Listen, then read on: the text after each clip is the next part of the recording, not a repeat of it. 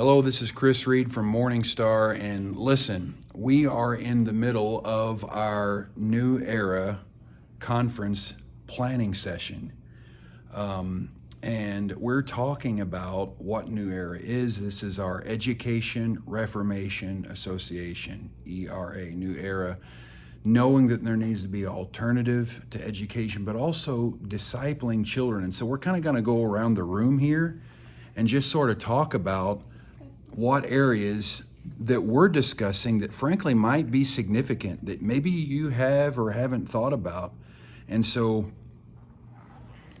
these are some of our CSCL staff and people who help in our K through 12 school. And I just want to hear from different ones of them exactly what some of the questions might be that would come up in a discussion about discipling a generation. You know, Dutch Sheets in our promo video, when he was talking about the woke agenda, the activist agenda in schools that are trying to indoctrinate our children, he talked about how the church, especially the charismatic Pentecostal church, emphasized Mark 16, these signs will follow them that believe. In my name they'll prophesy, they'll lay hands on the sick, see them recover. But the world took the Matthew 28 version of the Great Commission. Mark 16 is one version of it, of course, and Matthew 28 is another version, which is Matthew 28's go make disciples of all nations. So the real question is what do we do to undo a lot of what our kids are taught the 35 hours at school, in public school during the rest of the week? We can't undo that in an hour at Sunday school. So I want you all to hear from our staff and different ones just some of the thoughts and ideas that we're having, and they shared some great points. Yeah, there we go. We're talking about connecting the family mountains, the church mountain, and the school mountains. Right now they're kind of islands all unto themselves, but they need to be connected so that the student gets discipled at school, at family time, and in church, and there's connection. And a lot of times I feel like people think, well, I'm not an educator, my kids are grown up, I'm done with that. But not so, because this is the future, and we need to be thinking legacy. What are we doing to make sure that kids have a biblical worldview, and they're going to raise their children in the same way and affect society for the good? Yeah, absolutely. Anybody else have anything that you feel like that would be good for them to hear in our discussions? Well, one of the things that I've read was that statistics say that by the age of 7, children have solidified their worldview. So if 7 years old is second grade? So for me, talking to other parents who have their children in public schools, they say, well, it's elementary school, it's safe. Kindergarten, first, second grade. Well, 7 years old is second grade. So if you've been indoctrinated with the woke agenda, if you've heard that Israel is bad and that Palestine is good, if you've heard that it's okay to choose what gender you want to be in as early as kindergarten, first and second grade, 35 hours of that, and then you go to church, if that's not addressed at church, if you're not getting that in Sunday school in an hour a week, how is that being combated?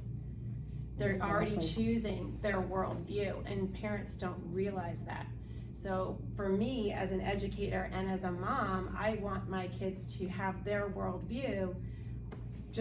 I want them to get it from all three mountains, and I want all three mountains to work together.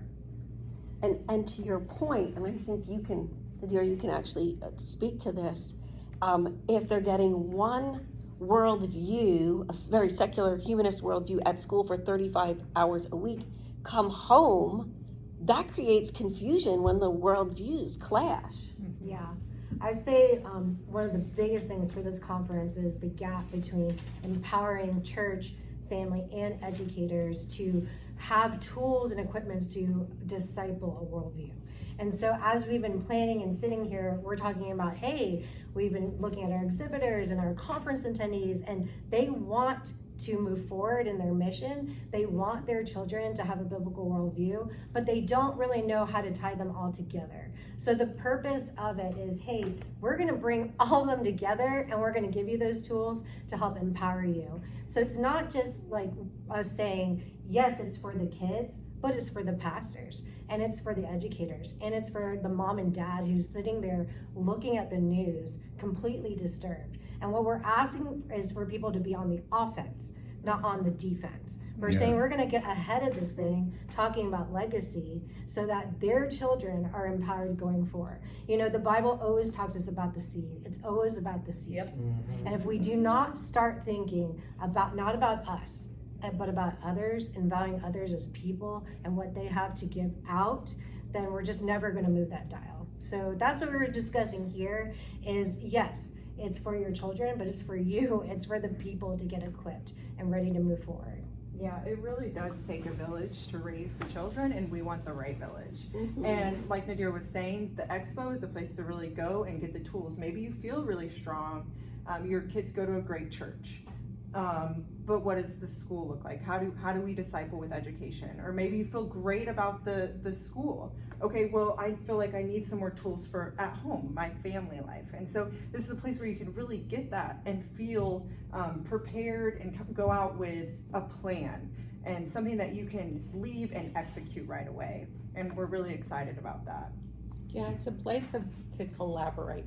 How are we going to begin to collaborate with those around us to build on the next generation? Not only put the worldview out there for them to catch and to become their own, but how do we make our ceiling their floor so that legacy begins to build? Not just 5 years, not just 20 years, not just 50 years, but 100 years in the future. What do we want education, families, and the church to look like?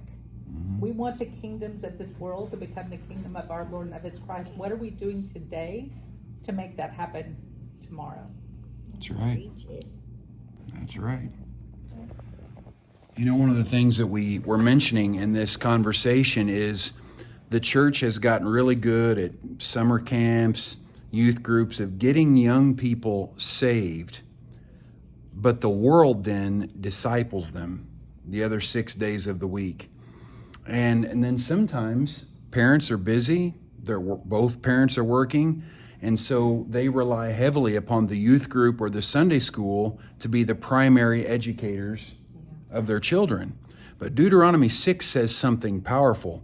Hear, O Israel, the Lord our God is one, and you're to teach these things to your children, to your family. You're to write them on the doorposts. You're to speak of them when you're in the way. In other words, parents are to be empowered and trained to be disciple makers of their children. And that's what New Era is about. Yes, it's for those who are looking to homeschool. Yes, it's for those who are public school teachers and want to figure out how to bring Christ into the classroom. Yes, it's for those who are Christian school teachers, private school teachers, or church leaders who want to start a private school or Christian school. It's all those things, but it is also, for the parents that say there's a disconnect in the family life, the church life, the education life, or the family mountain, the education mountain, and the church mountain. How do we weave all of those together to get a full, pure harvest? Because 1 hour a week is not going to undo 35 hours at school and dozens of hours of what Hollywood and the media is teaching them is as normal. And so this conference is about teaching you, whether you're a mom, a dad, a grandma or a grandpa, an aunt or an uncle, a pastor, a church leader, a Christian school teacher, a homeschooler, a public school teacher. There are many good public school teachers. We sometimes highlight just the bad. There are good ones out there, but I'm going to tell you something right now, and this may surprise some of you, but some, not all, but there are some who are intentionally getting in the education system, the public education system, who are activists because they know the gateway to the other mountains, the the government mountain, the entertainment industry mountain, the on and on we can go, starts at the education mountain and the home mountain. And that's what we want to do at the New Era Conference. And so it starts this Sunday, and it's June 25 through 27.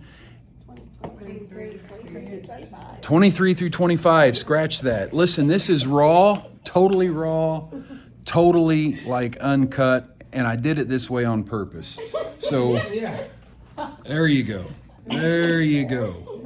Can I say something? Sunday, June 23rd, Monday, June 24th, and Tuesday, June 25th. Yes, Miss Sharona. Hey, I'm Sharana. Another great thing about New Era Conference is that we have New Era Kids Conference as well. Same time. Yes, the same time. We start Monday, all day Tuesday, and your child will learn some tools to combat against the enemy. Because a lot of times we forget, if we go through things, if we have to deal with warfare, our kids have to deal with warfare. So how do they stand against the enemy when they're face to face with that thing? Whether in public school, whether amongst their friends, it doesn't matter. But your child is going to learn those tools. So you want to sign up if they have completed kindergarten through 8th grade. If they're not a part of Morning Star, you definitely want to sign them up. So just to be clear, it's from kindergarten through 6th grade. But if your child is not a part of Morning Star and they're in 7th and 8th grade, they are welcome to come as well.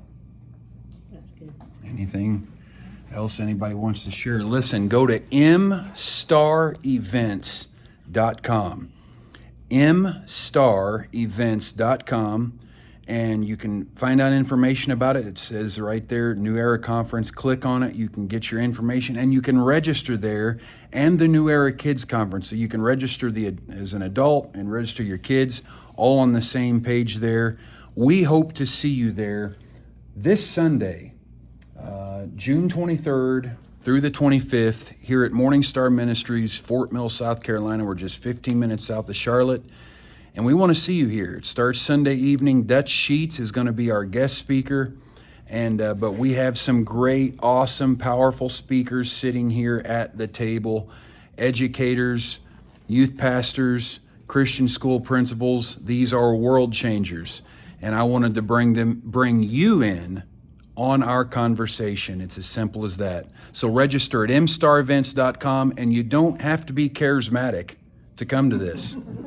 Any denomination, no matter what your denomination is, we've got to have unity in the body of Christ to change and save a generation, because the seeds that's being sown in your kids now, in 15 years will produce the full harvest. So keep that in mind. So we'll hope to see you this Sunday here at Morning Star. God bless. mstarevents.com. Bye-bye.